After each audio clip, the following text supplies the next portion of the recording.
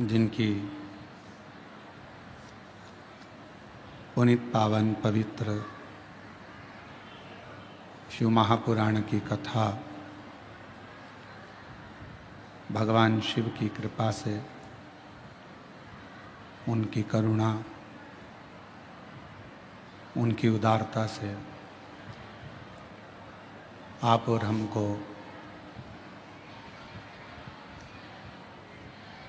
गुप्त नवरात्रि के अवसर पर बेजापुर महाराष्ट्र की यह पवित्र धरा पर पवित्र शिव महापुराण की कथा बेलपत्र शिव महापुराण की कथा श्रवण करने का सौभाग्य प्राप्त हुआ है। कथा के मुख्य यजमान श्री जीवनलाल रविंद्र कुमार जी संचेती, श्री विशाल जी संचेती परिवार बेजापुर महाराष्ट्र। एक बार यजमान परिवार के लिए जोरदार ताली बजाकर उनका स्वागत, वंदन, अभिनंदन। जिन्होंने इस पवित्र पावन शिव महापुराण की कथा को संपूर्ण विश्व के कल्याण के लिए आयोजित किया है। और तेरी कृपा बिना न हिले एक भी अणु, लेते श्वास तेरी कृपा से तनु। बखान क्या करूं मैं लाखों के ढेर का, चपटी बहुत में है खजाना कुबेर का। गंगाधार मुक्ति द्वार ओमकार तू, भोले ओमकार तू। आयो शरण तिहारी शंभु कार तू। भगवान शिव की करुणा, उनकी उदारता, उनकी कृपा से ये पवित्र पावन शिव कथा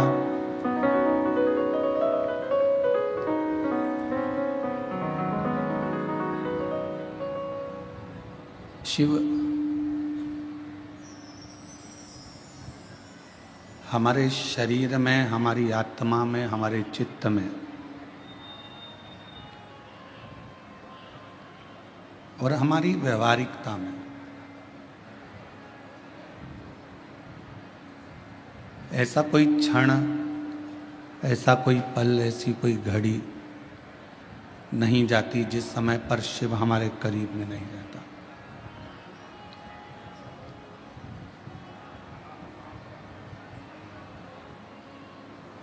आज भगवान श्री जगन्नाथ जी की रथ यात्रा है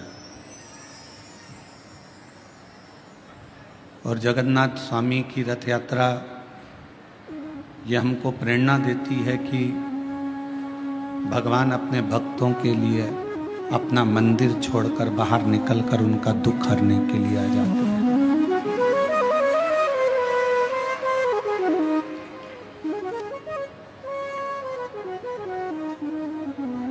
केवल एक सनातन धर्म, एक ऐसा सनातन धर्म, एक ऐसा धर्म है जिस सनातन धर्म के अंदर एक विश्वास का प्रतीक भगवान को माना जाता है।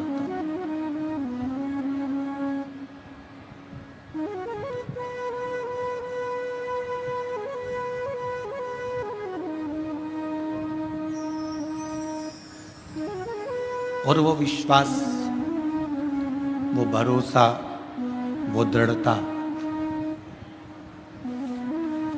हर एक जीव में होना चाहिए।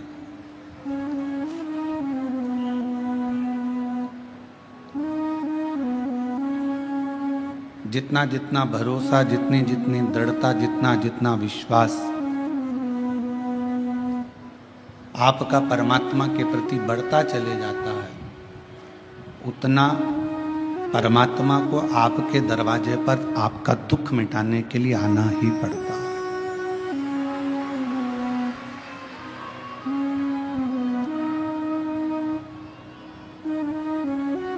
और ये विश्वास, ये भरोसा पीछे करो, ये विश्वास, ये भरोसा, ये दृढ़ता आपको परमात्मा के करीब में लेकर जाती है, भगवान के पास, उसके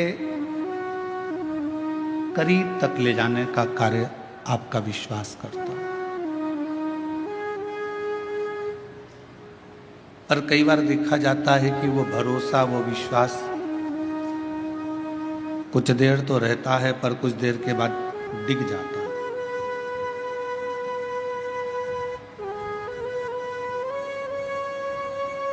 एक बार शिव महापुराण की कथा में आपको एक बात कही थी कि घर में फर्नीचर कम होगा, चल जाएगा, घर में फर्नीचर कम रहेगा, चलेगा, पर आपका नेचर संसार में कम नहीं होना चाहिए, वो नहीं चलेगा।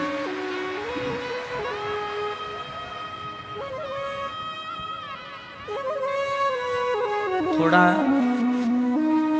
सोफा सेट कम होगा, चलेगा, डिनर सेट कम होगा, चलेगा, हाफ सेट कम होगा, चलेगा, फुल सेट कम होगा, चलेगा, पर आदमी अपसेट नहीं होना चाहिए।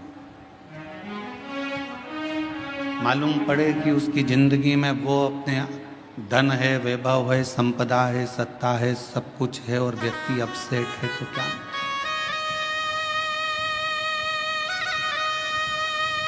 क्या करोगे उस धन का, उस दौलत का, इस संपदा का, उस सत्ता का, कि जिसमें व्यक्ति का माइंड ही सेट नहीं, मन ही सेट नहीं।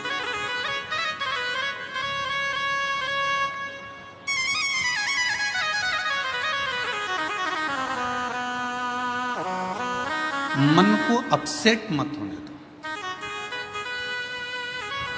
जब जब मन थोड़ा सा भी डोले, जब जब मन थोड़ा सा भी विचलित हो, ये मन थोड़ा सा भी इधर उधर जाए, इस मन को शिव तक लेकर चलो।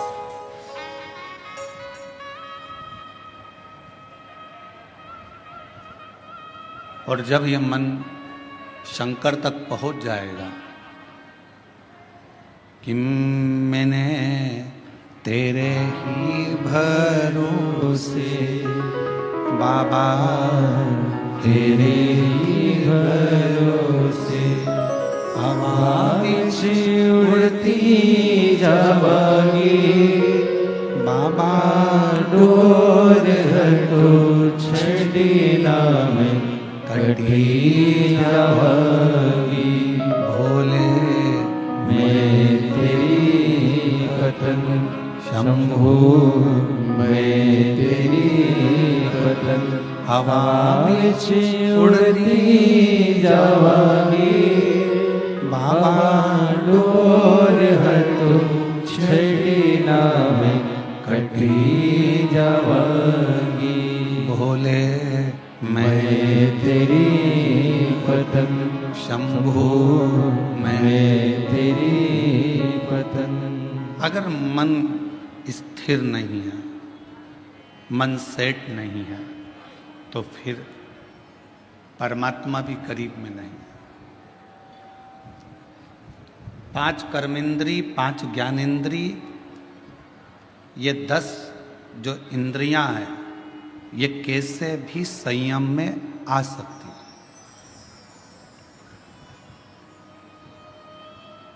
पांच कर्मेंद्री को भी संयम में लिया जा सकता है, 5 ज्ञानेंद्री को भी संयम में लिया जा सकता है। 10 इंद्रियों को संयम में लेना सरल है, पर 11वें नंबर की जो इंद्री है मन, इसको संयम में लेना कठिन है।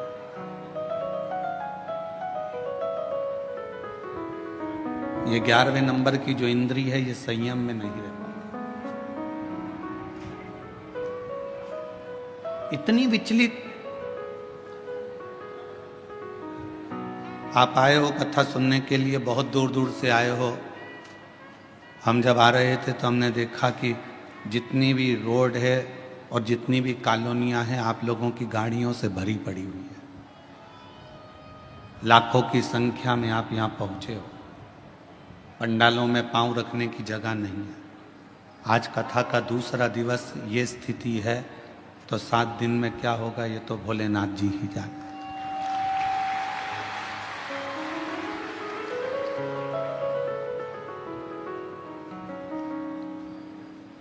अब इतनी दूर दूर से आए हो, मोटरसाइकिल वाला मोटरसाइकिल चला रहा होगा, पति गाड़ी चला रहा होगा, तुम पीछे बैठी होगी। हमारा जीजा गाड़ी चला रहा होगा, जीजी पीछे बैठी होगी, तो कंधे पर हाथ रख कर बोल रही होगी धीरे चलाओ कीचड़ हो रहा है।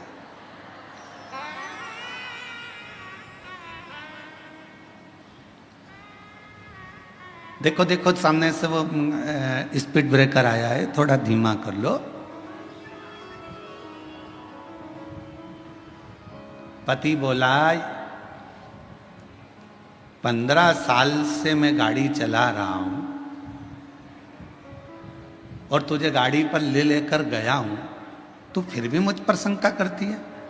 पत्नी बोली मेरे जब शादी कर कर आई थी 15 साल पहले, तुम मुझे गाड़ी पर लेकर गए थे, 3 जगह गटर में पटका था। एक बार चोट खाई हूं, उस दिन से मुझे भय लगा रहता है कि तुम कहां पटक दो, तुम्हारा भरोसा नहीं।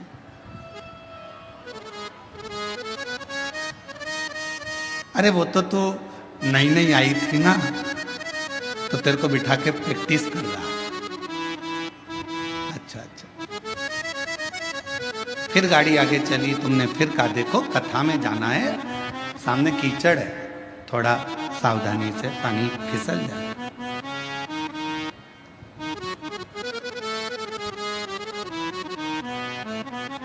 ड्राइवर गाड़ी चला रहा है, तुम बाजू में बैठी हो और फिर कह रही हो ए भाई थोड़ा होले होले चला।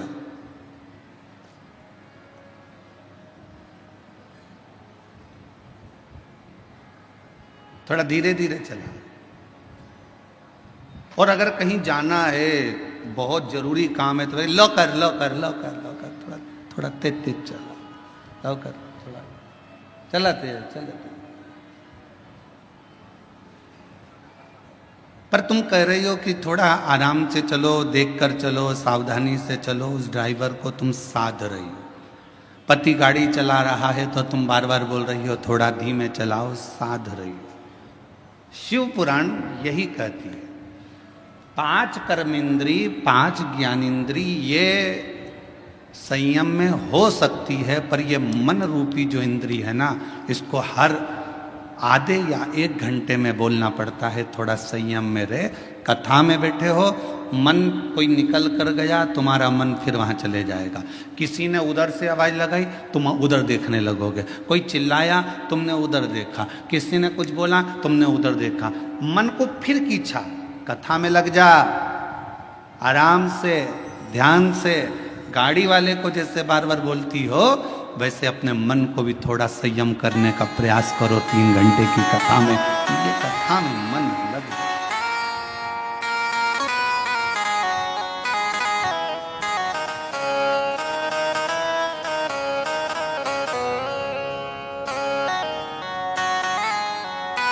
ये चित्त परमात्मा के चरणों में लगा है।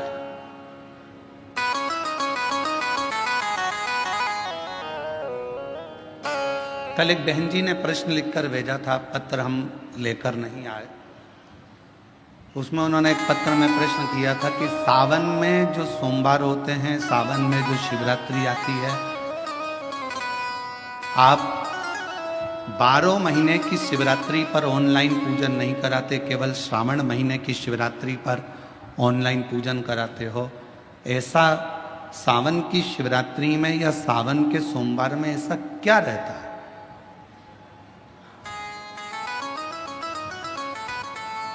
श्रावण की शिवरात्रि में, श्रावण के सोमवार में इतना महत्व क्या रहता है कि आप 12 महीने शिवरात्रि पर ऑनलाइन पूजन नहीं कराते, पर सावन के महीने की शिवरात्रि आई कि आप ऑनलाइन पूजन कराते हो और पूरा विश्व, देश, भारत देश ही नहीं पूरे विश्व में, विदेशों में भी लोग ऑनलाइन पूजन करते। आखिर क्या रहता है? मेरा मेरी जीजी से, मेरी बहन से निवेदन है, तुम दुनिया के साल भर में कितने भी व्रत कर लो, तुम कितने भी उपवास कर लो, तुम कितनी भी पूजन कर लो, तुम कितना भी अनुष्ठान कर लो, सारे व्रतों पर, सारे अनुष्ठानों पर, सारी पूजन पर सावन के महीने के जो सोमवार होते हैं, जो शिवरात्रि होती है, जो प्रदोष होती है, ये पूरे साल के व्रतों पर प्रबलता प्रदान करते हैं, बल देते रहते हैं।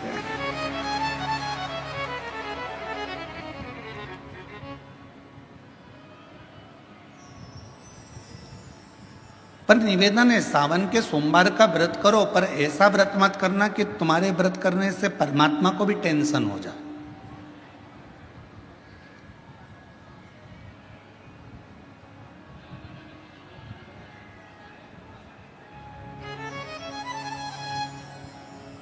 कई माताएं व्रत कर लेती हैं, मेरा सावन का महीने में व्रत है, पूरा 1 महीना व्रत करूंगी, 1 लौंग खाऊंगी, 1 गिलास दूध लूंगी, इसके सिवाय कुछ नहीं लूंगी, 1 फल खाऊंगी, इसके सिवाय कुछ नहीं। बहू बेचारी बोल रही, मम्मी शुगर ऊपर नीचे हो जाएगी,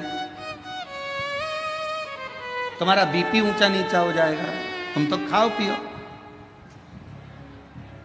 अब आपको पूरे महीने भगवान शंकर की आराधना भी करना है, पूजन भी करना है, अर्चना भी करना है, जाप भी करना है, कथा भी सुनना है, मंदिर भी जाना है, और मालूम पड़ा ऊपर से तुम बीमार पड़ गए। बीमार पड़ गए तो क्या मंदिर जा पाओगे? जम के तो बोलो नहीं। आराधना कर पाओगे?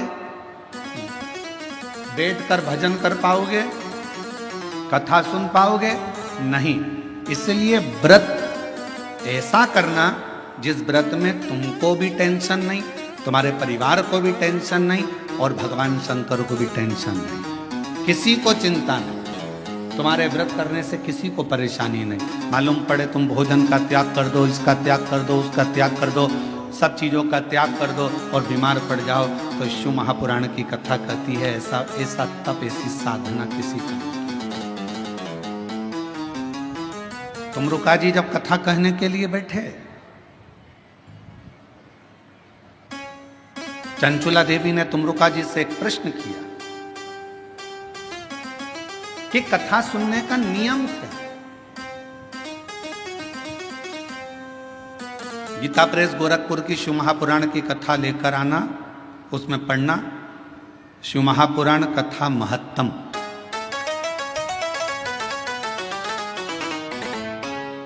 कथा को सुनने का नियम क्या है, यह भागवत में भी पूछा गया। परीक्षित ने सुखदेव जी महाराज से पूछा था कथा सुनने का नियम क्या है। शिव पुराण में चंचुला देवी तुमरुका जी से पूछ रही हैं कि कथा सुनने का नियम क्या है, क्या नियम है कथा सुनने का? तो कहा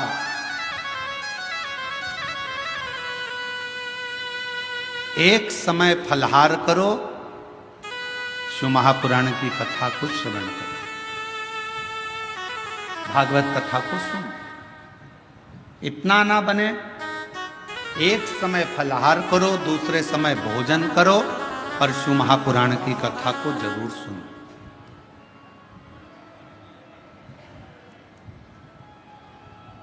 और इतने में भी काम ना चले तो शिव महापुराण की कथा में तुमरुका जी ने चंचुला देवी से कहा दोनों समय भोजन करो, पर शिव महापुराण की कथा जम के बोलो, सुनो नहीं, जरूर सुनो। और यहां तक कहा यदि इतने में भी काम ना चले, दोनों समय भोजन में भी काम ना चले, तो टिफिन लेके कथा में चलो, पर शिव महापुराण की कथा जरूर सुनो। जैसे लोगों की आदत रहती है ना, वो जेब में रखा रहता है, और जैसे ही कथा में उसकी तो आदत हर एक घंटे में उसको खाना है मल मूल के, अब उसकी तो आदत में रहता है, तो कथा में बैठे बैठे विचार करता रहता है, बस जल्दी से महाराज जी भजन गाए। उसको क्या मालूम कि ये शिव पुराण की कथा में इसमें तो एक भजन भी आ जाए तो बड़ा मुश्किल है। फिर वो जेब में से एक भजन आएगा, जब वो निकालेगा मलेगा, जैसे ही महाराज जी भजन गाएंगे फटकी मारेगा, और जैसे ही महाराज जी कहेंगे हारा हारा, उतनी देर में तो उसने निपटा लिया, गया।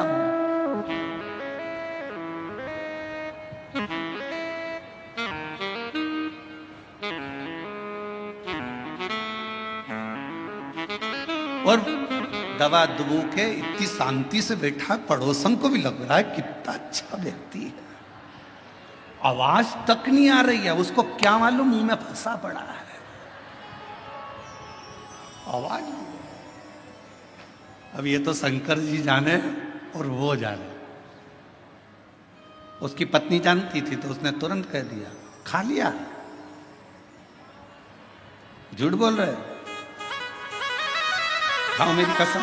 कथा चली रही है और दोनों एक दूसरे की कसम खा रहे, खाओ मेरी कसम।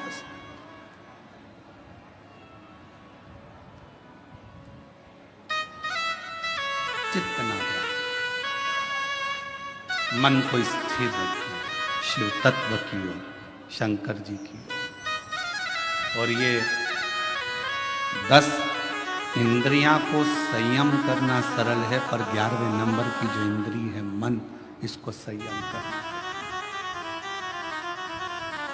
इसको संयम करना बहुत कठिन। ये मन बड़ा चंचल है, कैसे तेरा भजन करूं, जितना इससे समझाऊं उतना ही।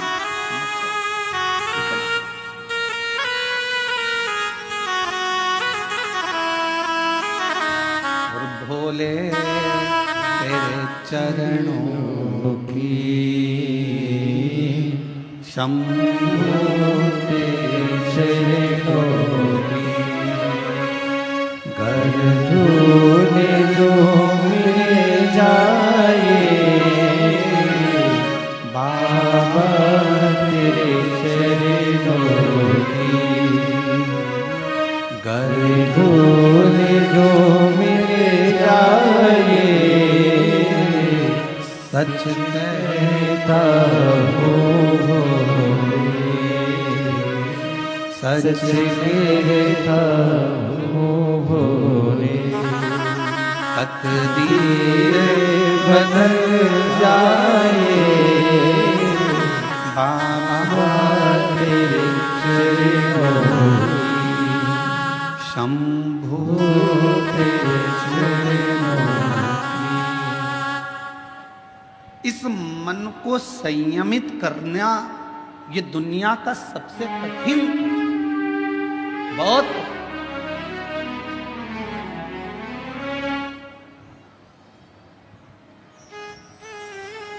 पर तुलसी बाबा ने रामचरितमानस में लिखा कि मन की स्थिरता शिव से मिलाती है। और हम शिव महापुराण की कथा के माध्यम से कहना चाहते हैं, अगर मन को स्थिर करना है तो जिंदगी में एक बार शिव महापुराण की कथा को पंडाल में बैठकर सुनो, मन की स्थिरता किसी होती है वो समझ में। मन की स्थिरता किसको कहते हैं? अभी 10 तारीख को गुरु पूर्णिमा आएगी, सीहोर में भी 5 तारीख से 9 तारीख तक गुरु पूर्णिमा के अवसर पर 5 दिवसीय गुरु महिमा शिव महापुराण की कथा होगी। पूरा विश्व, पूरा देश गुरु बनाने की होड़ में रहे। गुरु मंत्र लेना है, गुरु मंत्र लेना है, कोई कहीं गुरु को, कोई कहीं गुरु को ढूंढेगा। पर शिव महापुराण की कथा कहती है, अगर जिंदगी में गुरु बनाना तो शिव जैसा कोई गुरु बनाना। शिव जैसा गुरु क्यों? बीमार था चंद्र, ससुर ने श्राप दिया था चंद्रदेव को कि तेरे को काया का रोग हो जाएगा, और चंद्र की काया धीरे धीरे टपकने लगी। काया खराब होने लगी, पूरी काया बेकार होने लगी। और जब काया पूरी बेकार हो गई, एकदम दुर्बल सा चंद्रमा हो गया, तब चंद्रमा आखिरी में पूरा गलने ही वाला था, तब भगवान शंकर की आराधना करी।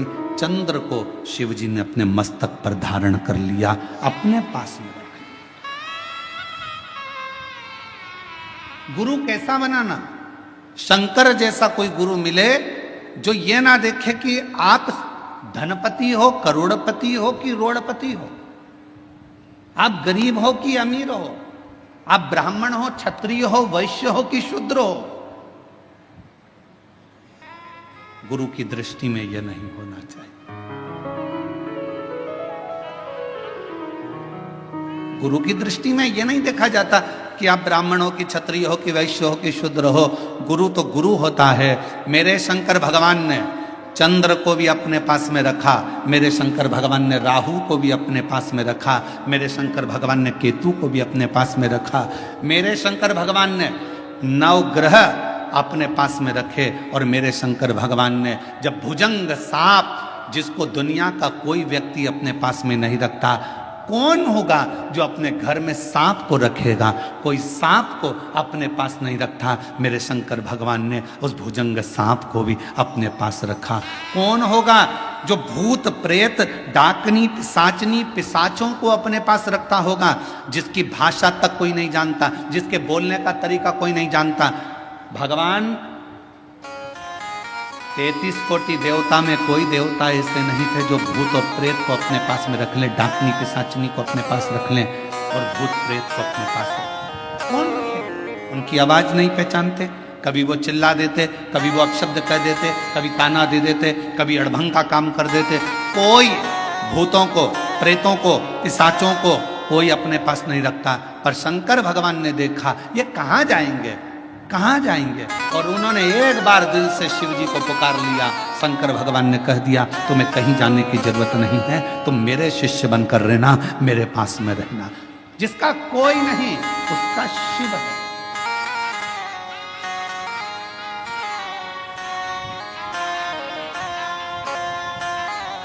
इसलिए पूरी दुनिया में केवल विश्व का एक ही नाथ है और उसका नाम विश्व, जम के बोलो, विश्वनाथ है।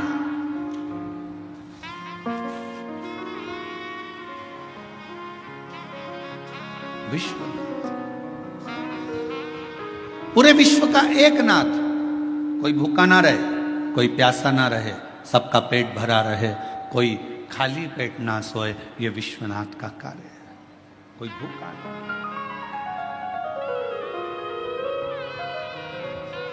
और शंभु शरणे पड़ी मांगो हरि रे हरि, दुख काटो दया करी दर्शन आपो। शंभु शरण पड़ी मांगो घड़ी रे घड़ी, दुख काटो दया करी दर्शन आपो। पंढरपुर कौन कौन गया? हाथ उठाओ जरा। सब गए हो? हम भी गए। ठीक है। एक बार भगवान श्री हरि विठ्ठल से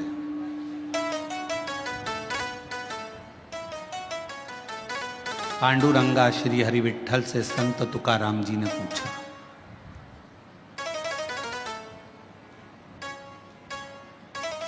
संत तुकाराम जी ने कहा,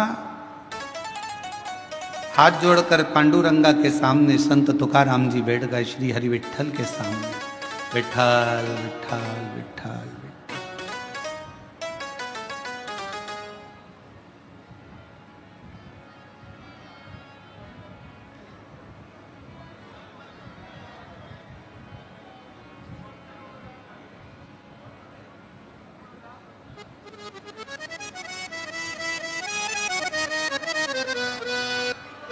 तुकाराम जी सामने, क्या बात है? सबने पूछा तुकाराम जी से, तुम विट्ठल विट्ठल विट्ठल विट्ठल भज रहे हो, क्या आपको अपने घर नहीं जाना?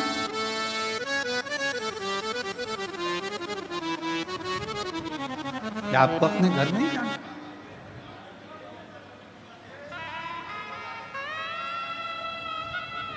तीन दिन हो गए तुकाराम जी, और 3 दिन से संत तुकाराम जी विट्ठल विट्ठल विट्ठल विट्ठल, पांडुरंगा विट्ठल कहने में।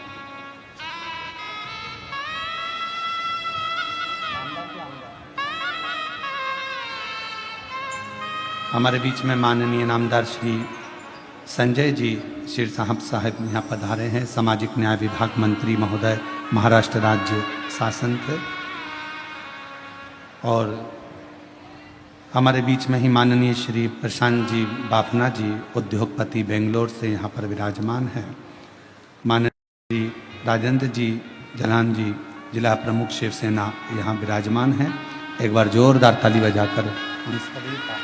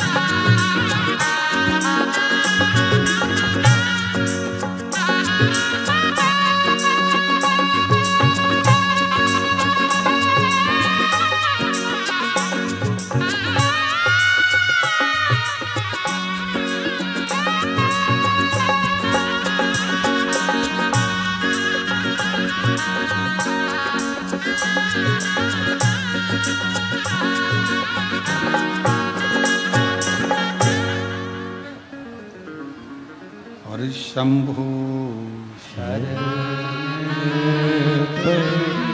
मागो घड़ी रे घड़ी दुख काटो, दया करी दर्शन आपो, शंभु शरण पड़ी मागो घड़ी रे घड़ी दुख काटो, दया करी दर्शन आपो। शिव कथा कर रहे भगवान शंकर का चरित्र का। संत तुकाराम जी 3 दिन से लगातार विट्ठल विट्ठल माजा विट्ठल माजा विट्ठल विट्ठल।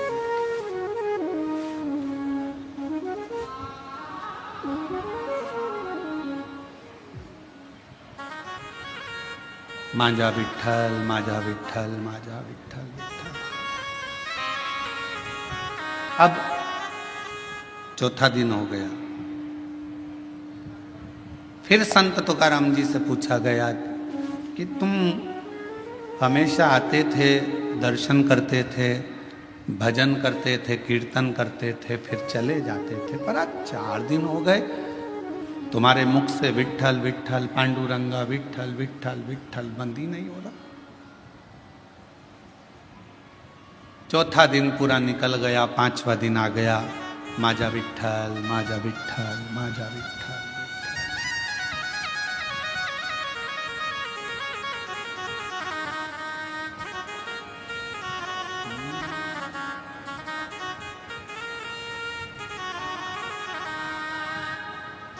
माझा विठ्ठल विठ्ठल विठ्ठला,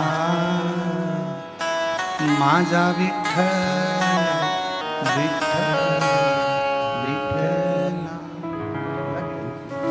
4 दिन निकल गए।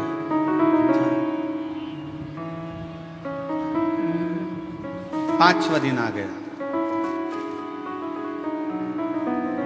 अब कोई पूछने के लिए नहीं आया। अब संत तुकाराम जी से पूछने के लिए स्वयं हरि विट्ठल मंदिर छोड़कर बाहर आ गए चौक में। सही।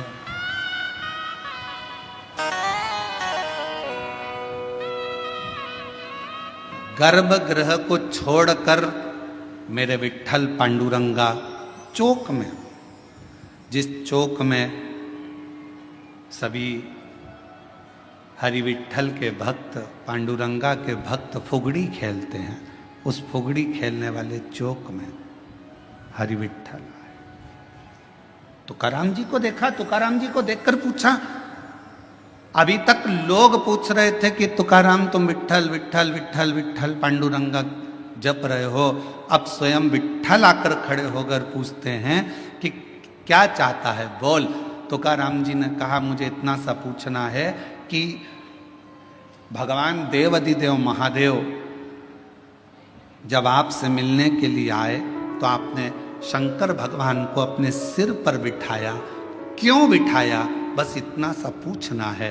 हरि विट्ठल ने कहा शिव को मैंने अपने सिर पर इसलिए बिठाया क्योंकि उन्होंने कामदेव को भस्म कर दिया था और अहंकार का त्याग कर दिया था, तो मेरे सिर पर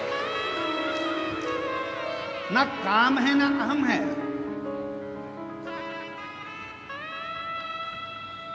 ना काम है ना अहम है।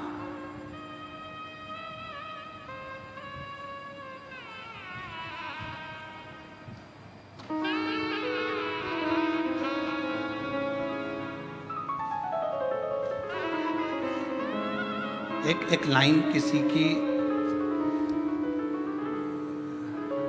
काव्य की सुनी थी, जो खानदानी रईस हैं वो मिजाज रखते हैं नर्म अपना। मेरे शंकर भगवान के पास में कुबेर का खजाना है, इसलिए उसको कुबेरेश्वर महादेव कहते हैं, कुबेर भंडारी कहते हैं। भगवान नारायण को भी अगर लक्ष्मी दी है तो मेरे शंकर भगवान ने दी है। माता लक्ष्मी जी की मां ख्याति देवी लक्ष्मी जी का विवाह तो शिव जी से करने वाली थी, पर लक्ष्मी जी का विवाह जब शंकर जी से होने वाला था तो शंकर जी ने मना कर दिया था, मैं विवाह नहीं करूंगा। क्यों?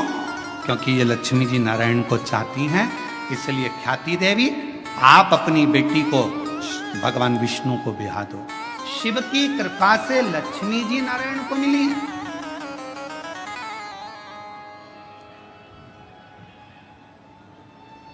और माता लक्ष्मी को भी अगर वैभव दिया है तो मेरे शंकर भगवान ने दिया। कुबेर का भंडार अगर किसी को दिया है तो मेरे शंकर भगवान ने दिया, शिव ने। और शिव की नम्रता, मेरे भगवान शंकर की नम्रता, मेरे शंकर भगवान की शीतलता, करुणा कितनी विचित्र है। कोई आया भंगेड़ी कहकर चले गया, कोई आया गंजेड़ी कहकर चले गया, कोई आया अपशब्द कहकर चले गया, कोई ने कह दिया यह पशुओं का देवता है, इसका नाम पशुपतिनाथ।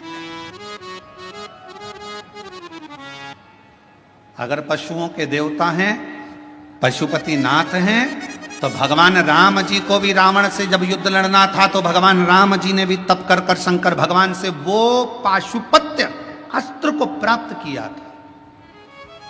और भगवान कृष्ण को भी जब युद्ध मैदान में जाना था तो उन्होंने पाशुपत्य अस्त्र को प्राप्त किया। जरा विचार करिएगा, दुनिया के लोगों ने कहा ये पशुओं के देवता हैं, दुनिया के लोगों ने कहा ये भांग पीते हैं, दुनिया के लोगों ने कहा ये गांजा पीते हैं, दुनिया के लोगों ने कहा शिव ऐसे हैं, दुनिया के लोगों ने कहा शंकर ऐसे हैं, दुनिया के लोगों ने उनको अलग कर दिया। शिव बिल्कुल अलग हो गए, अलग सब देवताओं को मानने लगे, पर शंकर के मंदिर बंद से हो गए थे, शिव के मंदिर में जाले लगे रहते थे। पर आज की स्थिति में जब दुनिया की दृष्टि में ये आ गया कि शंकर से बड़ा कोई करुणा सागर नहीं है, तो मंदिर भी खुल गए, द्वार भी खुल गए और शिव का आनंद भी हो गया। बोल बम का नारा है, इतना धीमा बोलोगे तो कल्याण तुम्हारा है। जरा जम के बोलो, बोल बम का नारा है, सारी समस्या का हल श्री शिवाय। दुनिया की दृष्टि में आ गया कि शिव की नम्रता क्या है, दुनिया की दृष्टि में आ गया शिव की कोमलता क्या है, दुनिया की दृष्टि में आ गया कि शंकर की करुणा क्या है।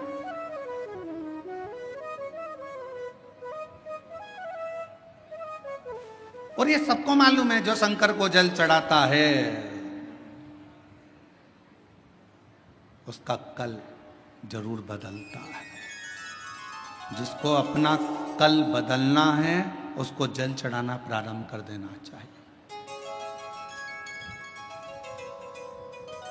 जरूर।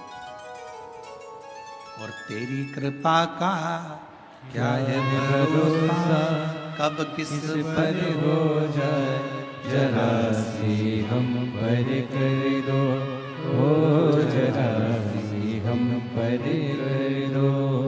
जिस पर भी हो गई तेरी कृपा करुणा वो भव पार हुआ, भव पार हुआ। पापी हो चाहे जितना उसका भी बाबा उद्धार हुआ, उद्धार हुआ। गिद्ध अजामिल गणिका जैसे तेरे मन को भाई, जरा सी हम पर कर दो, ओ जरा सी हम पर कर दो। तेरी कृपा का क्या है भरोसा, कब किस पर हो जाए, जरा सी हम पर कर दो। हमने कल भी कथा में कहा था, कोई पूर्वजों का पुण्य प्रबल होता है। आपके पिता, आपके दादा, आपके परदादा, आपकी माता, आपकी दादी, आपकी परदादी, आपकी धर्म पत्नी की माता, आपकी धर्म पत्नी की माता की माता, उनकी दादी, दोनों पक्ष, एक धर्म पत्नी के मायके का पक्ष और एक पति के पूरे पक्ष, ये दोनों के 71 पीढ़ी का जब पुण्य प्रबल होता है तब किसी परिवार में एक बार शिव महापुराण की कथा हो पाती है।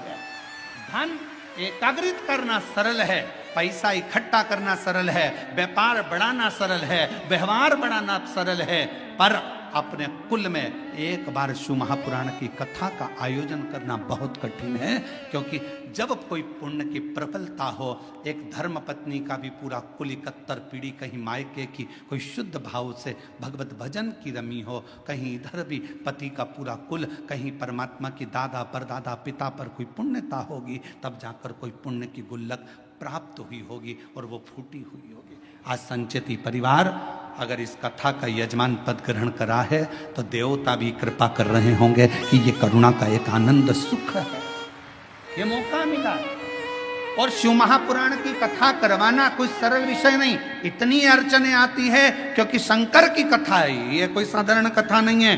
शंकर भगवान विष्णु जी का विवाह हुआ, तारीख निकली, तिथि निकली, पल निकला और भगवान विष्णु का लक्ष्मी जी के साथ में मां लक्ष्मी जी के साथ विवाह हो गया। ब्रह्मा जी का विवाह ब्रह्माणी के साथ हो गया, इंद्र का विवाह इंद्राणी के साथ हो गया। पर शंकर भगवान के विवाह की तारीख निकली, तिथि निकली, समय निकला, इतनी बजे फेरे होंगे, इतनी बजे विवाह होगा।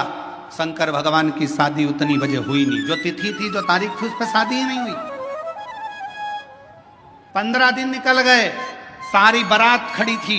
शंकर भगवान से पूछा क्या विचार है, शादी वादी करना है कि नहीं करना है। शंकर भगवान बोले मेरा पाउडर का डिब्बा घूम गया, जब तक पाउडर का डिब्बा नहीं मिलता तब तक मैं तैयार नहीं होऊंगा, और तैयार नहीं होऊंगा तब तक मैं शादी करने नहीं जाऊंगा।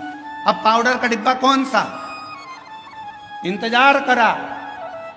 20 दिन के बाद आवाज आई, राम नाम सत्य है, राम नाम सत्य है। शंकर भगवान कहने लगे तैयारी कर लो बारात ले जाने की, मेरा पाउडर का डिब्बा आ गया, पाउडर का डिब्बा। और जो मुर्दा आया, जला, भस्म तैयार हुई, शिव जी ने धारण करी, नंदी पर सवार होने लगे। नंदी पर बैठे 33 कोटि देवता नगाड़े बजा रहे, दुमदुमियां बजा रहे, भगवान शंकर नंदी पर बैठे। नंदी पर भी बैठे तो उल्टे, नंदी का मुंह इधर था, शंकर जी का मुंह उधर था। इंद्र ने जाकर ब्रह्मा जी से कहा ऐसी कोई बारात अच्छी लगेगी। शिव जी का मुख उधर है और नंदी का मुख इधर है, जरा पूछो तो सरी ऐसे क्यों बैठे हैं? ब्रह्मा जी ने जाकर कहा आपकी शादी हो रही है, कम से कम सीधे तो बैठ जाओ। शंकर भगवान बोले हमारा कोई बाप नहीं, हमारा कोई भाई नहीं, बारात कैसे देखेंगे? आगे से नंदी देखेगा, पीछे से हम देखेंगे, इसलिए उल्टे बैठे।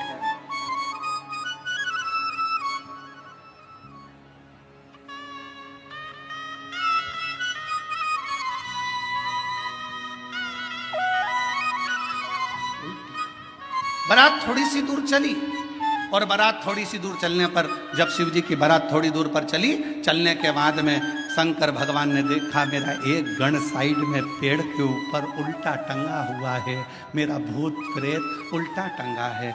शिव जी ने उसको देखा, पूछा तू नहीं आया? उसने मुंडी हिला दी, टंगे ही टंगे उल्टा, मुंह टंगे टंगे बोला मैं कैसे आऊं, मेरे को किसी ने बुलाया नहीं, आऊंगा तो भगा देंगे। शंकर भगवान बोले चिंता मत करो, मैं बुलाता हूं। शिव जी ने डमरू खड़काया, देवताओं ने आकर कहा तुम्हारी शादी हो रही है, बैंड बाजे हम बजा तो रहे हैं, तुम्हें बजाने की जरूरत क्या है? शंकर भगवान बोले शादी मेरी तो बाजे भी मैं ही बजाऊंगा।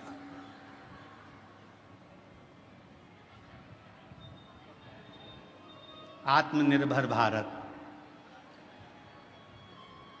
मेरी शादी है तो बैंड में ही बजाऊंगा, बाजे में ही बजाऊंगा। डमरू खड़काया, जैसे डमरू खड़काया डाकनी पिशाचनी चुड़ैल भूत भयंकर आए, सब इकट्ठे होकर आ गए, सब नाचने लगे। देवताओं ने सोचा इनके बीच में अपन क्या नाचो, आगे चले गए। देवता सबसे आगे, बीच में भूत चुड़ैल, उसके बाद में शंकर जी। भगवान भोलेनाथ प्रसन्न हो गए, मेरे सारे रिश्तेदार आ गए।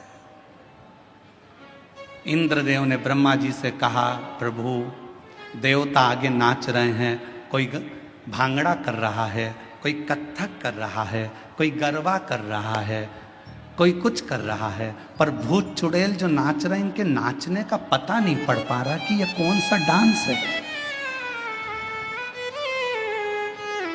ये समझ में नहीं आ। इतने में ब्रह्मा जी ने इंद्र से कहा जो देवता नाच रहे वो भांगड़ा कत्थक गरबा ये सब समझ में तो आ रहा है ना? हाँ, पर ये भूत चुड़ैल समझ में नहीं आ रहा है, क्या नाच रहे हैं? ब्रह्मा जी ने कहा जो भूत चुड़ैल शंकर जी की शादी में नाचे इसी को लोग कलयुग में डिस्को कहेंगे, इसी को लोग कलयुग में डिस्को। ऐसा लगेगा जैसे ततैया खा गया, मेरा नाम चिंचिंचू, अब लग जाए ततैया खा गया ऊपर।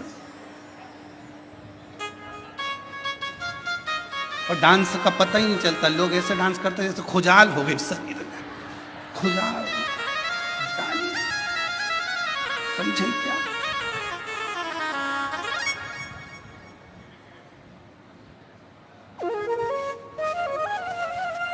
इसी को डिस्को कहें, इसी को डिस्को। अब शंकर तो शिव है, अड़भंगे, सबको साधा मेरे शंकर ने, सब। शिव के पास कोई अहंकार की कोई भी एक परिभाषा नहीं, अहंकार का कोई संबोधन नहीं।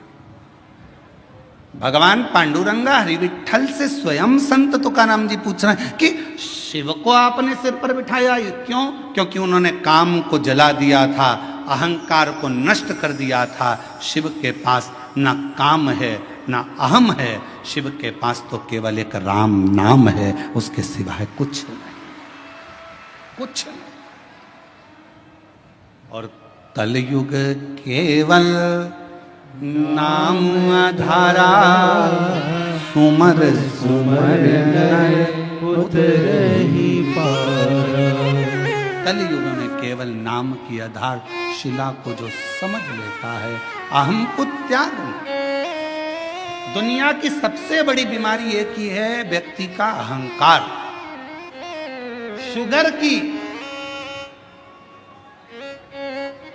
दवाई बाजार में मिल सकती है, बीपी की दवाई बाजार में मिल सकती है, कमर दुखे तो दवाई बाजार में मिल सकती है, आंख दुखे तो दवाई बाजार में मिल सके, कान दुखे तो दवाई मिल सके, पर अहंकार की दवाई बाजार में नहीं मिलती है। अहंकार को समाप्त करने की दवा मेरे शंकर भगवान के पास है। मेरे वो ना काम रहने देता है ना अहंकार रहने देता, दोनों का त्याग करवा देता, दोनों।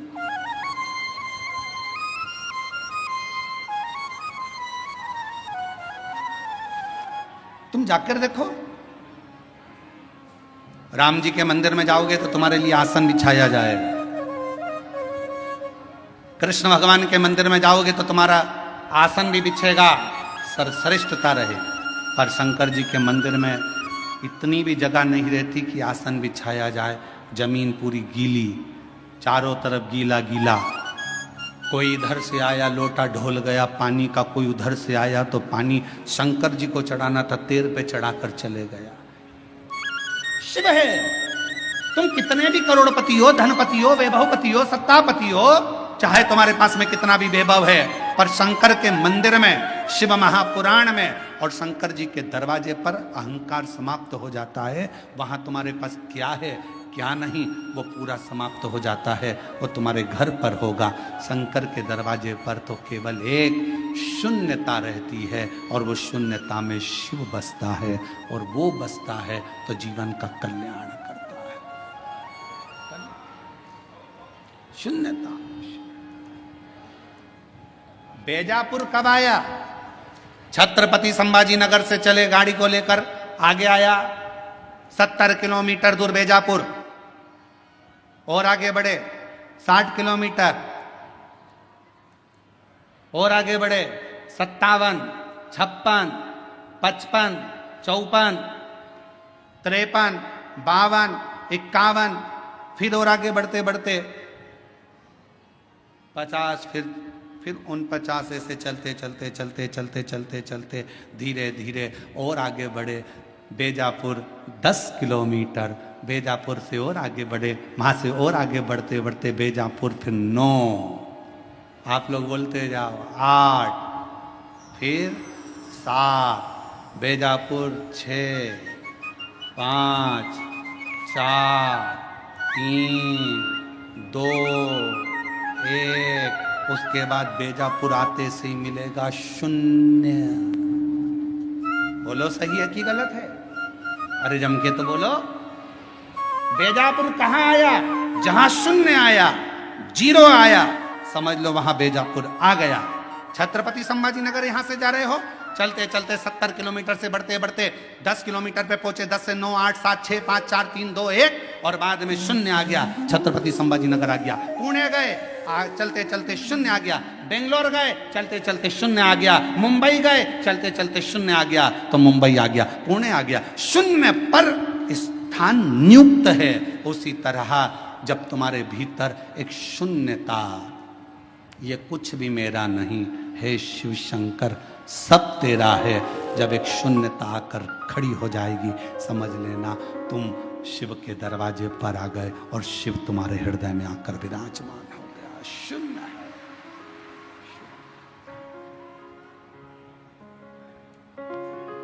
और मेरे भोले तेरा सहारा है, मेरे भोले तेरा सहारा है, मेरी नैया का तो किनारा है, मेरी नैया का तो किनारा है। मेरे बाबा तुझे पुकारा है, मेरे बाबा तुझे पुकारा है, मेरी नैया का तो किनारा है, मेरी नैया का तो किनारा। उस शिव को समझने के लिए शून्यता की जरूरत पड़ती है। हमारे नासिक क्षेत्र में, हमारे महाराष्ट्र में प्याज बहुत होता है। बोलो सही है कि गलत है? काय की खेती ज्यादा हो रही है? प्याज की। और हमने देखा जब हम लोग कथा करने के लिए जा रहे थे, शाहदा गए, नासिक गए और भी जगह, छत्रपति संभाजी नगर आए, जब आ रहे थे जा रहे थे तो हमने देखा वहाँ पर प्याज के बड़े बड़े, बहुत बड़े बड़े गोडाउन टाइप के बने, और उन प्याजों के लिए इतने सारे पंखे चल रहे थे, पंखे। तो हमने गाड़ी रोकी, हमने पूछा क्यों भैया ये पंखे क्यों लगाए? तो कहा ये प्याज के लिए पंखे लगाए। बोलो सही है कि गलत?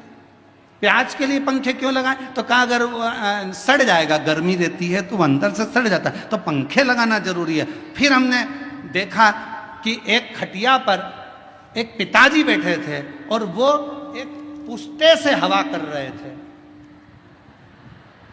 तो हमने पूछा भैया ये कौन है? तो क्या हमारे बाप है, हमारे पिता। तो हमने कहा प्याज के लिए तुमने 50 पंखे लगाए, बाप के लिए एक भी पंखा। तो फिर उस गोडाउन वाले ने पूछा तुम कौन हो? हमने कहा सीहोर वाले।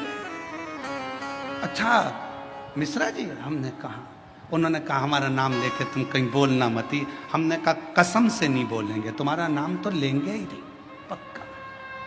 वो तो आज कथा में बेजापुर में बात निकली तो बोल दिया, पर नाम नहीं बोलूंगा, और तुम बोलोगे तो बोल भी दूंगा, नाम नहीं। लगाए प्याज के लिए 50 पंखे, बाप के लिए पुष्टा। अरे ये चमक, ये दमक, फूलवन में महक, सब कुछ सरकार तुम्हारे पिता से तो है। बाप के लिए भी एक पंखा लगा सकते थे तो जीवन का एक आनंद प्राप्त हो जाता। ये सब बहुत बहुत विचारणीय है।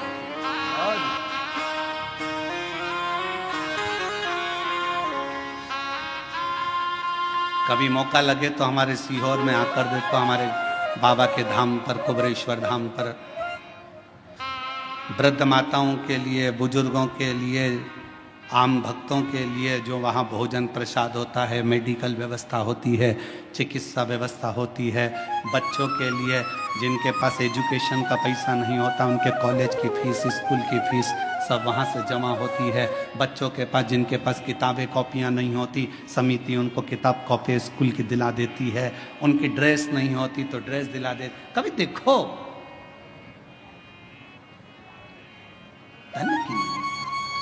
भाव की मूर्ता, सारी डिग्रियां, सारा वैभव पृथ्वी वाले देखेंगे। तुम्हारी डिग्रियां चाहे डॉक्टर की हो, कलेक्टर की हो, एसपी की हो, आईजी की, डीआईजी की, चाहे कमिश्नर की, तहसीलदार की, पटवारी की, सारी दुनिया की जितनी डिग्रियां होती हैं, इंजीनियर, सीए, सारी डिग्रियां केवल पृथ्वी पर चलेगी।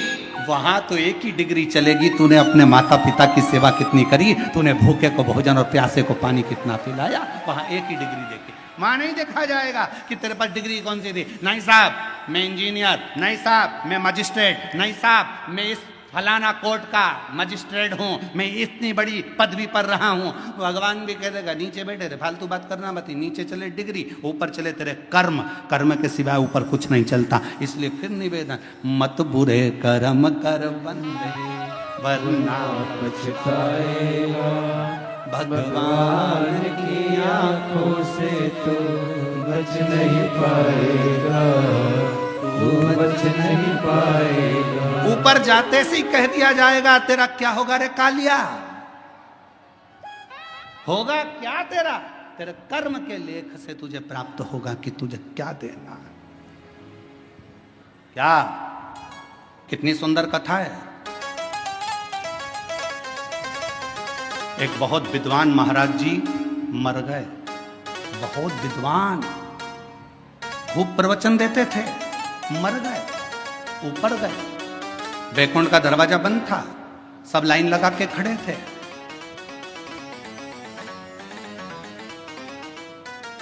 सवेरे वैकुंठ का दरवाजा खुलेगा जब सबको वैकुंठ में प्रवेश मिलेगा। वैकुंठ जाने की लाइन में महाराज जी भी खड़े थे। महाराज जी से आगे एक व्यक्ति और खड़ा था, टोपी लगाया था, जीन्स पहना था, थोड़ी थोड़ी जगह से फटी हुई थी, जोरदार जूते पहना था, चाबी का छल्ला घुमा रहा था। महाराज जी ने मन में सोचा कैसे कैसे लोग बैकुंठ आ जाते हैं, बता, इनको बैकुंठ आना था, इनको तो नरक जाना था। सवेरे बैकुंठ का दरवाजा खुला, नाम लिया गया, आ जाओ साहब, आ जाओ साहब। चाबी का छल्ला वाला व्यक्ति आया, तुम कौन? मेरा नाम ये है। अच्छा, क्या करते थे? गाड़ी चलाता था, बस। अच्छा, एक काम करो, बैकुंठ में वो सामने एक जो महल बना है उसमें चले जाओ, चांदी का सिंहासन है, सोने का पलंग है, डनलप के गद्दे हैं, अप्सराएं आएंगी, आपको भोजन कराएंगी, पंखा झेलेंगी, सोने की थाली में आपको भोजन करना है। वाह वाह वाह, धन्य, इतना सुंदर बैकुंठ। हाँ। पंडित जी ने सोचा, प्रवचन देने वाले महाराज ने सोचा, जब एक ड्राइवर को इतना अच्छा रूम मिल सकता है तो मुझे तो, मैं प्रवचन देता हूं। आओ, तुम कौन? मैं प्रवचन देता था। एक काम करो, वो सामने जो टूटा हुआ जो झोपड़ा है उसके अंदर चले जा, आटा रखा है, खुद की रोटी बनाना, खाना, सब्जी बोना, खाना। इतने में तो पंडित जी चिल्लाने लगे, मैं प्रवचन देने वाला, मैं कथा कहने वाला, इतना बड़ा महाराज, इतना बड़ा महाराज, और उस गाड़ी के ड्राइवर को तुमने एसी का रूम दिया और मुझे टूटा हुआ झोपड़ा। इतने में धर्मराज ने कहा, यहां पर न्याय चलता है। महाराज जी बोले, न्याय नहीं, यहाँ न्याय चलता है, पैसा चलता है, रिश्वत चलती है, तुमने उससे कुछ ले लिया होगा, यहाँ फालतू बात मत करो, यहाँ न्याय चलता है। तो न्याय कैसा? मैं इतना प्रवचन देने वाला, मुझे टूटे झोपड़े में भेज दिया, वो गाड़ी चलाने वाला, उसको एसी का रूम दे दिया, डनलप का गद्दा, चांदी का पलंग, सोने का सिंहासन, सोने की थाली में रोटी, ये कैसे हो सकता है? इतने में धर्मराज ने कहा, भाई यहाँ कर्म देखा जाता है। महाराज वो गाड़ी चलाता था, बस को चलाते चलाते बस इतनी तेज चलाता था कि अंदर जितने बैठे रहते थे सब हनुमान चालीसा पढ़ते थे। जय हनुमान ज्ञान गुण सागर, जय कपीसति लोक उजागर, रामदूत अतुलित बल रामा, अंजनी पुत्र पवन सुत रामा, महावीर विक्रम बजरंगी। कांपते, राम नाम लेते, भगवान को पुकारते। इसलिए वो मरा तो उसको एसी का रूम मिला। महाराज तुम प्रवचन देते थे तो लोग दीवार से टिक टिक के, इसलिए उसको बैकुंठ में एसी का रूम और तुमको टूटा झोपड़ा मिला। इतना कर्म का लेख देख। इसलिए मेरी जीजियों, मेरा ध्यान देना, तुम सो मत जाना। तुम सो गई तो सियोर वाला निपटा तो मालूम पड़े बेचारे को टूटा झोपड़ा मिले सो तो काम। तुम जागती रहना, और बोलो तो बीच बीच में चिल्लाना चालू करता हूं, जागते रहो। अरे हम तो बाबा के भरोसे चलते हैं, हम तो बाबा के भरोसे चलते हैं। ये दुनिया वाले जलते हैं, ये दुनिया वाले जलते हैं। भोले बाबा के भरोसे चलते हैं, ओ घड़दानी के भरोसे चलते हैं। डमरू वाले के भरोसे चलते हैं, काशी वाले के भरोसे चलते हैं। शिव के पास ना काम है ना अहम है। काम भी दूर, अहम भी दूर। और जिसने काम का भी त्याग कर दिया, अहम का भी त्याग कर दिया, वहां मेरे हरि विठ्ठल उसको अपने शिव अपने सिर पर बिठा लेते हैं।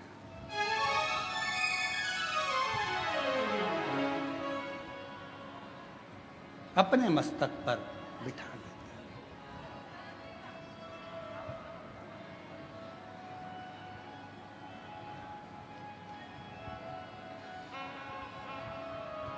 फिर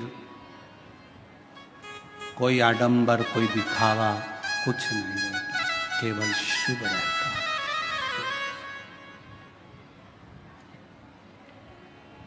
वो एक लाइन आप लोग गाते हो ना, देहाची तिजोरी भक्ति चाची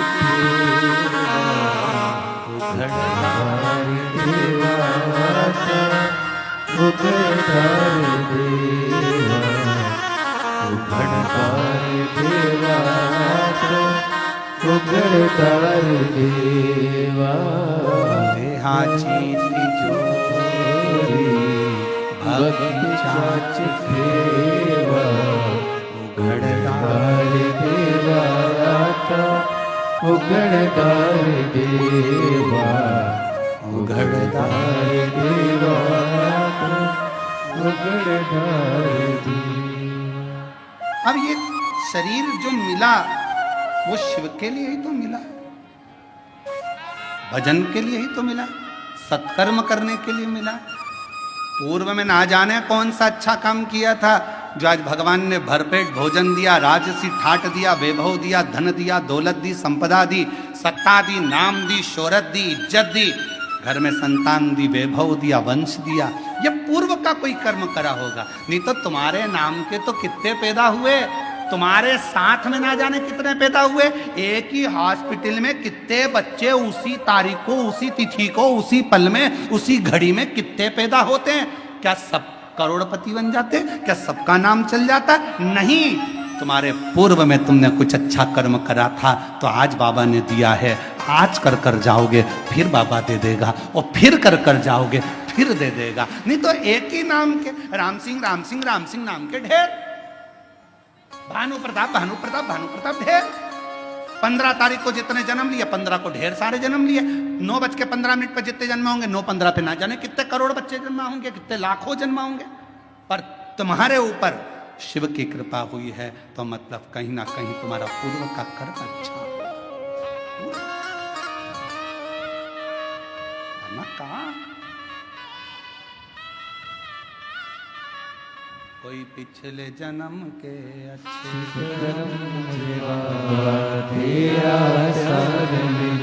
कोई पिछले जन्म के अच्छे कर्म मुझे बाबा तेरा। ये पूर्व का कर्म अच्छा था, अच्छी पत्नी मिल गई, अच्छा पति मिल गया, अच्छे बच्चे मिल गए, अच्छा कुटुंब मिल गया। एक भी गड़बड़ निकल जाता तो हालत खराब हो जाती।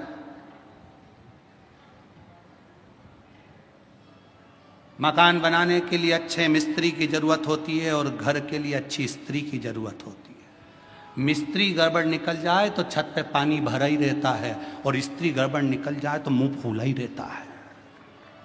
बहुत ध्यान देने वाला विषय। मिस्त्री गड़बड़ निकल गया, छत पे अगर ढाल नहीं दिया, सही तरह से छत नहीं बनाई, सही तरीके से मकान नहीं बनाया, बाथरूम नहीं बनाया, पानी भरा रहेगा। फिर दिन भर वाइपर से निकालते रहो और बाद में मन से कोसते रहो, ऐसा बाथरूम बनवाया पानी नहीं निकल रहा, बता उसकी जाली में फंस गया, पानी नहीं निकल रहा, वाइपर से निकाले, झाड़ू मारे तब जाकर पानी निकले, छत पे पानी भरा गया, निकल नहीं रहा। किसको दोष दोगे? मिस्त्री को। मिस्त्री ऐसा मिला, मकान बनाने वाला ऐसा मिला, अच्छा लेकर आना था, कैसा बनाया उसने, छत पे पानी भरा रहा है। मिस्त्री और स्त्री ये दोनों का श्रेष्ठ होना जरूरी है। मिस्त्री अगर अच्छा है तो मकान अच्छा बनता है और स्त्री अगर अच्छी है तो घर अच्छा बनता है, परिवार अच्छा बनता है, कुटुंब अच्छा बनता है। दोनों की समता होना चाहिए, दोनों की श्रेष्ठता होना चाहिए और ये श्रेष्ठता आपके भीतर हो। शिव कथा कर रही है, भगवान शंकर का चरित्र कर रहा है, भगवान ओघड़दानी का चरित्र कर रहा है, भगवान हरि विठ्ठल का चरित्र कर रहा है, मेरे शंकर भगवान का चरित्र कहता है, शिव तत्व कहता है। जब माँ पार्वती मैया बाल्य अवस्था में थी तब भगवान शंकर की आराधना में लीन रहती थी, आराधना। और शिव की कृपा से, शंकर की करुणा से, उनकी उदारता से पार्वती मैया के तेज पुंज से एक प्रकाश, उस प्रकाश से जल और उस जल से बेलपत्र का वृक्ष प्रकट हुआ। बेलपत्र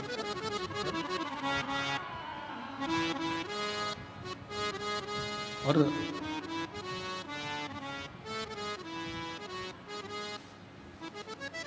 शिवजी के शरीर के, शिवजी के नेत्र अश्रु से, शरीर के भाग के जल से, रुद्राक्ष का पेड़, रुद्राक्ष का पौधा होता है।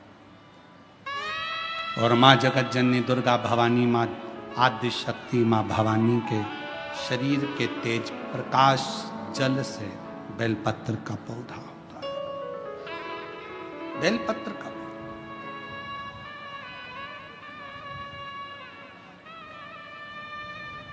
पूरे विश्व के जितने श्रोता शिव जी के, शंकर जी की पवित्र कथा को सुन रहे हैं, आपसे निवेदन, चातुर्मास के 4 महीने में एक नियम बनाओ। मैं ज्यादा कुछ ना कर सकूं तो 4 महीने में कम से कम 4 पौधे मैं बेलपत्र के जरूर लगाऊंगी। कहीं ना कहीं बेलपत्र का वृक्षारोपण जरूर करूंगी। क्यों? मान लो हम चले भी गए और हमारे परिवार के लोग मान लो शंकर जी की पूजा नहीं कर पाए, भगवान शिव की आराधना नहीं कर पाए, भगवान शंकर की भक्ति ना कर पाए, तो मेरे द्वारा लगा हुआ ये बेलपत्री का पौधा बड़ा होगा। कोई ना कोई इसकी पत्ती तोड़कर शिव जी को चढ़ाएगा। कम से कम मेरे कुल का उद्धार होगा, मेरे वंश का उद्धार होगा, मेरी पीढ़ी का उद्धार। लगाओ। हम ज्यादा पौधे लगाने का नहीं बोल रहे आपसे तो 4 महीना चतुर्मास के 4 पौधा लगाने का एक बना लो कि मुझे एक बेलपत्री का पौधा हर महीने लगाना है। और वो पौधा ऐसा मत लगाना जैसा दुनिया के राजनेता लगाते हैं, सुबह लगाते हैं शाम को बकरी खा जाती है। ऐसा पौधा ना लगाइए। बुरा लगे तो बोल देना, रे भाई हो, हमारी बात का लोगों को बुरा बहुत लगता है इसलिए अभी बोल दे रहे हैं, क्षमा मांगते हो। ऐसा पौधा ना लगाइए कि सुबह लगाया शाम को बकरी खा गई। नहीं, पौधे का ध्यान देना है जाकर। और पौधा इतना सा भी मत लगाना कि उसको पनपने में टाइम लगे। थोड़ा बड़ा करो अपने घर के अंदर, एक गमले में लगा लो। 2-3 महीना बड़ा कर कर पौधे को, जैसे एक बेटी को पाल पोस कर बड़ा करते हो, बच्चों को बड़ा करते हो, ऐसे बेलपत्र के पौधे को बड़ा करो, उसको खूब परवरिश करो। फिर उसको कहीं ऐसी जगह जाकर लगाओ जहां तुम अगर पानी भी ना दे पाओ तो उसको कम से कम पानी मिलता रहे और वो बड़ा होकर भगवान शंकर के ऊपर उसकी एक बेलपत्र चढ़ती रहे। ऐसा भाव रखो। पेड़ पौधे तो बहुत लगते हैं, रोज मीडिया पर भी आता है, इतने पौधे लग गए, इतने पौधे लग गए। मालूम पड़े वो पौधे फिर दिखे ही ना तो क्या मतलब का। पौधे लगाओ, ज्यादा नहीं तो एक लगाओ, पर सुरक्षित लगाओ। लगना चाहिए कि तुम्हारा लगाया गया पौधा। बेलपत्र का पौधा माता पार्वती जी के द्वारा प्रकट किया गया। बेलपत्र के वृक्ष की गणना करी गई। बेलपत्र के वृक्ष की जो जड़ होती है उसमें मां गौरी का स्थान होता है।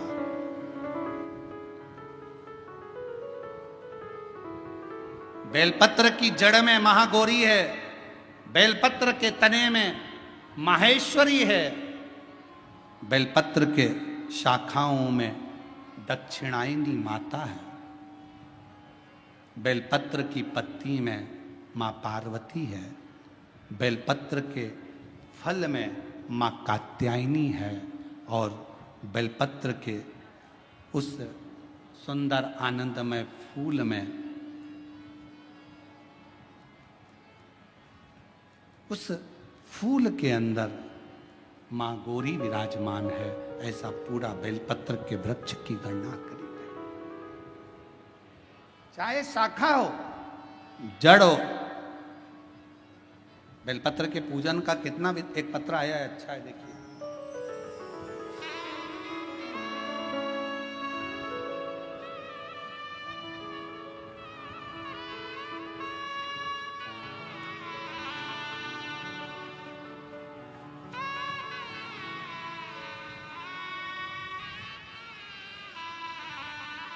मेरा नाम प्राजक्ता चौहान। कहीं बैठी हो तो बच्चे को लेकर आ सकती हैं और बेलपत्र लेने के लिए आए।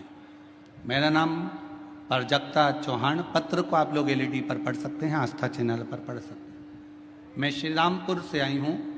मेरी शादी को 9 साल हो गए थे पर संतान का सुख नहीं था। हमारे शहर के हर एक डॉक्टर को दिखाया, एक बार डॉक्टर बोले कि तुम्हारा ट्यूब ब्लॉकेज है, 50% ही चांस हैं संतान के, बाकी के संतान का योग नहीं। बहुत सारी दवाइयां ली, ट्रीटमेंट किया, पर गर्भ नहीं ठहरा। समय निकलता गया, टेस्ट बेबी करवाया, उसमें भी फायदा नहीं मिला। आखिरी में किसी ने फिर कहा, शिव पुराण की कथा आती है, सफेद आंकड़े की जड़ का प्रयोग करो। मैंने 2-3 बार उसको भी किया, पर ना जाने क्या खराबी, क्या दिक्कत। फिर आयुर्वेदिक इलाज भी करवाया, पर कोई असर नहीं दिखा। आखिरी में किसी ने कहा कि बेलपत्री के वृक्ष के नीचे जाकर दीप लगाना, जल छोड़ना और सफेद आंकड़े की जड़ का प्रयोग कर कर बेलपत्र के नीचे ही किसी को खीर का प्रसाद का भोग लगाना। वही मैंने किया। पशुपतिनाथ का व्रत करा और बाबा की ऐसी कृपा हुई कि 9 साल के बाद गर्भ ठहर गया और 10 जनवरी 2025 को पुत्रदा एकादशी के दिन बाबा की कृपा से मुझे पुत्र प्राप्ति हुई। मैं बाबा को प्रणाम करती हूँ। पुत्र का फोटो भी लगाया हूँ, बेटे का फोटो लगाया। शिव की कृपा किसको। एक पत्र और अच्छा है, देखिए।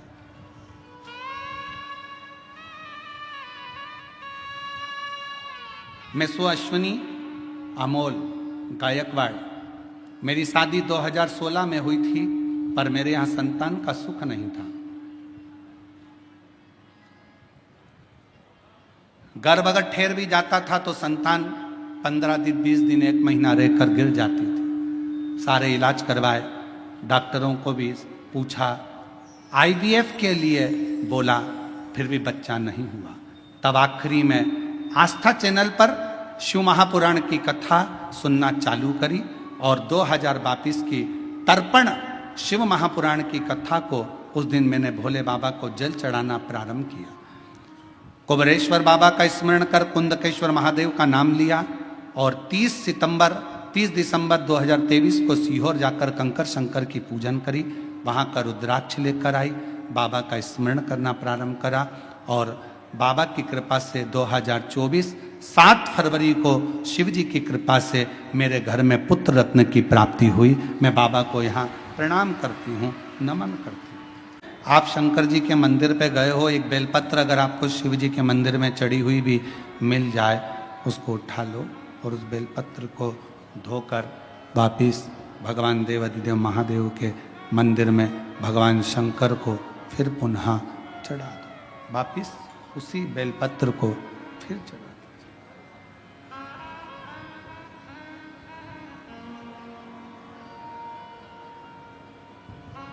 और कई बार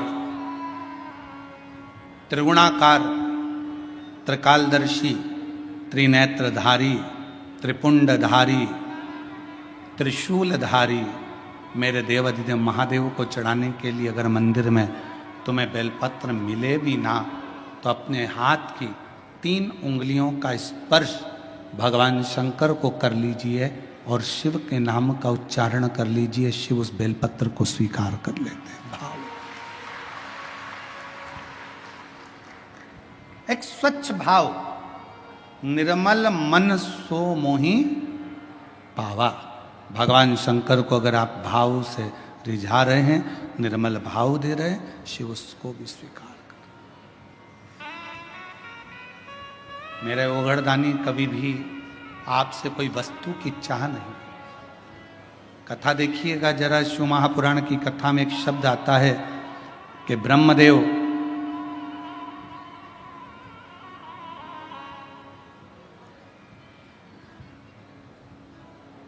भगवान नारायण के सामने जाकर कहते हैं कि मैं शिव को नहीं स्मरण करता।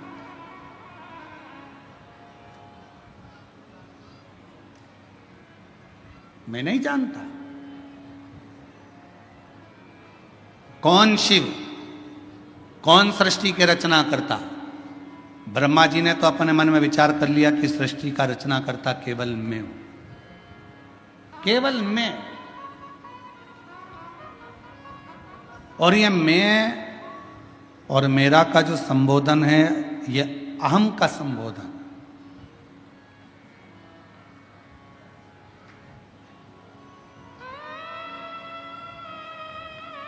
महाराज, हाथ की लकीरें भले आपके हाथ की मुट्ठी में बंद हो, हाथ की लकीरें भले आपके हाथ की मुट्ठी में बंद हो, पर मुट्ठी में ये लकीरें बंद कर सकते हो पर काबू नहीं कर सकते। आपके हाथ की लकीरों में जो लिखा है वो काबू में तो केवल एक देव अधिदेव महादेव ही कर सकता है, उसके सिवा कोई नहीं कर सकता। कोई कौन करेगा? एक पत्र आया, एक पत्र में उसने लिखा, मेरा नाम सुनीता प्रकाश हिवाले है, मैं बेजापुर की रहने वाली हूं, मेरा मोबाइल नंबर ये है। पत्र को अगर आप देखेंगे तो उसमें उन्होंने लिखा कि डॉक्टर्स, जितने डॉक्टरों को दिखाया सब डॉक्टरों ने एक ही बात कही कि तुम मां नहीं बन सकती। आप ही हैं, आ जाओ, लिया बाबू।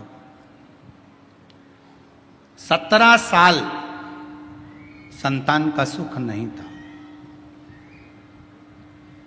कितने साल? जम के बोलो। 17 साल संतान का सुख नहीं था।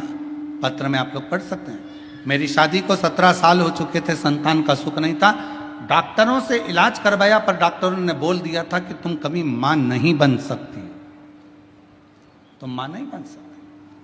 हम दोनों पति पत्नी डिप्रेशन में चले गए, और दोनों पति पत्नी डिप्रेशन में चले गए। घर वालों ने बहुत समझाया, जो लिखा है ललाट पर वो होता है, क्यों चिंता करते हो? घर के लोगों ने दिलासा दिलाया, सब ठीक हो जाएगा, चिंता मत करो। तब करें तो करें क्या?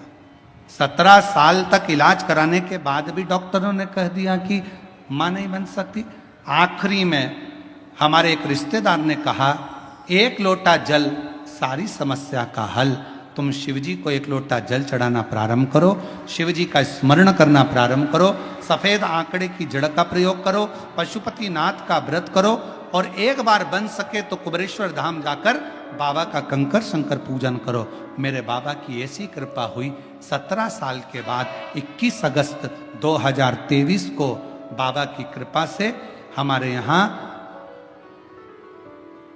21 अगस्त 2023 श्रावण के पहले सोमवार को ही मेरे बाबा ने पुत्र रत्न की प्राप्ति कराई। मैं बाबा को यहाँ प्रणाम करने के लिए 17 साल के बाद। और एक पत्र में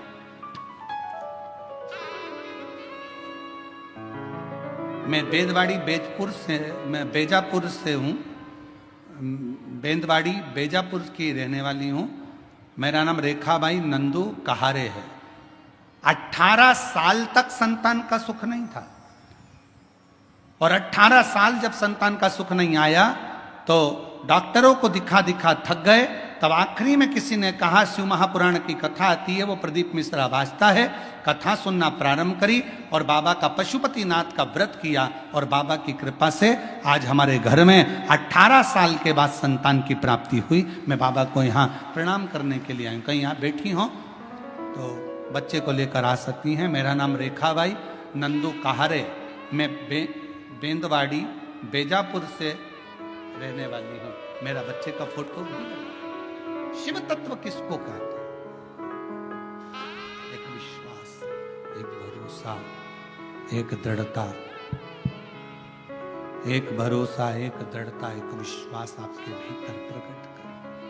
और जब विश्वास, दृढ़ता, भरोसा पूर्ण होगा तो शिव मिलेगा।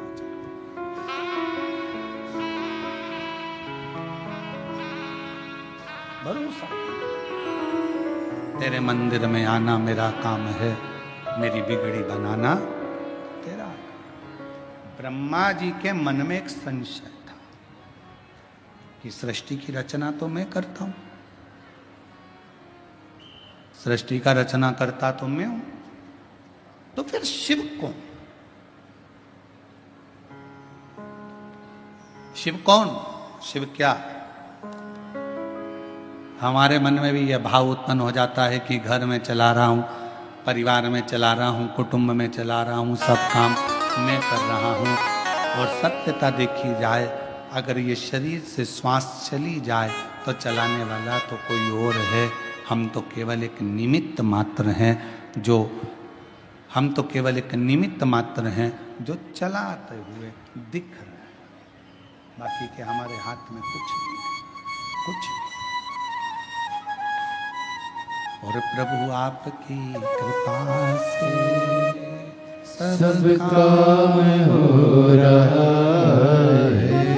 प्रभु आपकी कृपा से सब काम हो रहा है। करते हो भोले बाबा, मेरा नाम हो रहा है। करते हो भोले बाबा, मेरा नाम हो रहा है। आपकी कृपा से सब काम हो रहा है। भोले आपकी कृपा से सब काम हो रहा है। हम केवल एक निमित्त हैं, आप केवल निमित्त हैं। करने वाला तो वो है जो कर रहा है। ब्रह्मा जी के मन में संशय उत्पन्न हो गया। एक बड़ा सारा पर्वत था, उसको घुमाया, अग्नि का एक खंभ प्रकट हो गया, शिवलिंग की आकृति का।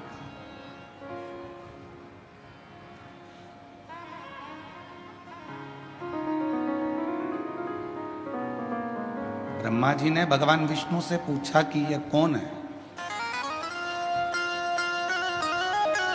भगवान नारायण ने कहा यही शिव है। एक प्रतीक चिन्ह,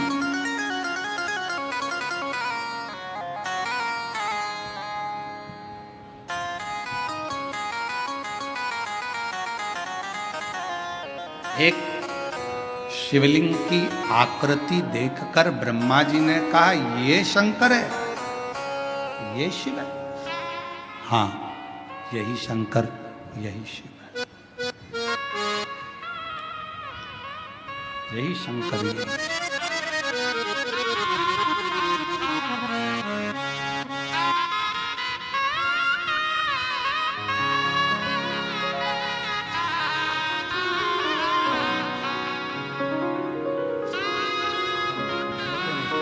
बाबा दे दिया। ले, प्रणाम करो बाबा को, प्रणाम करो जल्दी से, प्रणाम प्रणाम।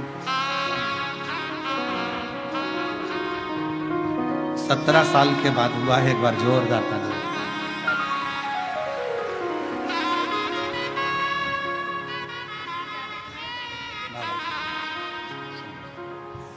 प्रभु आपकी कृपा से सब काम हो रहा है। करते हो भोले बाबा, मेरा नाम हो रहा है।